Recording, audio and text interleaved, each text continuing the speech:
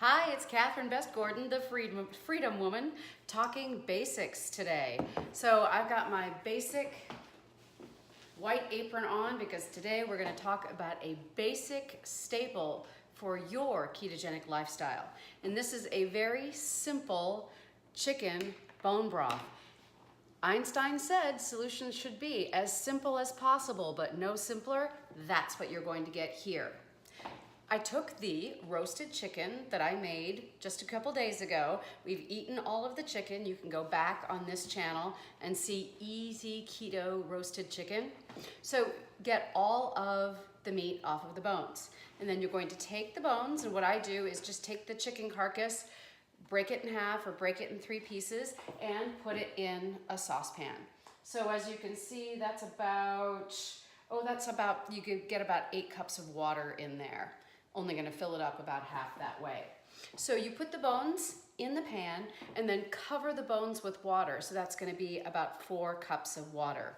And then to that water, keeping this so simple, you're gonna add 2 tablespoons of Bragg's apple cider vinegar. We love our Bragg's. And then you're gonna add a half a teaspoon of iodized sea salt. I use an iodized sea salt because where are you going to get your iodine? The thyroid needs iodine for proper function. So in order to guarantee that I'm getting some, I use an iodized sea salt. You're going to bring that to a boil uncovered. And then you're going to turn that down to simmer. You're going to put it on the simmer burner. You're going to cover it partially, and you're going to simmer it for 5 hours on the stove. So yes, you do need to be around so you can watch that pot. Make sure nothing happens to it because it's going to simmer for 5 hours. If you want more convenience, you can do this recipe in a slow cooker, a crock pot, and you can put it on low and simply leave it safely overnight if it's on low. So if you don't have time to be with your bone broth, then you want to use a slow cooker. But if you are going to be at home and if you do have time, 5 hours, you're going to simmer it on the stove, and it is partially covered. So I'm going to go ahead and walk over to the pan, and so it's not covered all the way. Here's my lid, and I'm just going to leave a little bit of space there on the side so that it's venting. Smells pretty good. And I stir it every once in a while. The carcass wasn't very pretty, so I didn't want to do the whole, this is the carcass. So simple, just the chicken bones. So you're gonna eat the chicken, you're gonna have the bones left, and it's gonna have a little bit of meat left on it, a little bit of fat left on it. Break it up, put it in the pot, cover it with water. Once it's done, you're going to strain it. Let me show you my strainer. Where is it? Aha, right here. Oh, and let me show you something else. I could have all this stuff out before, but I'm only human, not perfect. So this is from the Pampered Chef. If you've ever gone to one of their parties, you've probably seen one of these. So this is their bowl with a lip on it. And as you can see, I will show you, my strainer fits right over that bowl, and you're gonna strain the bits out, and it's gonna leave you plenty of liquid. Then I am going to put that liquid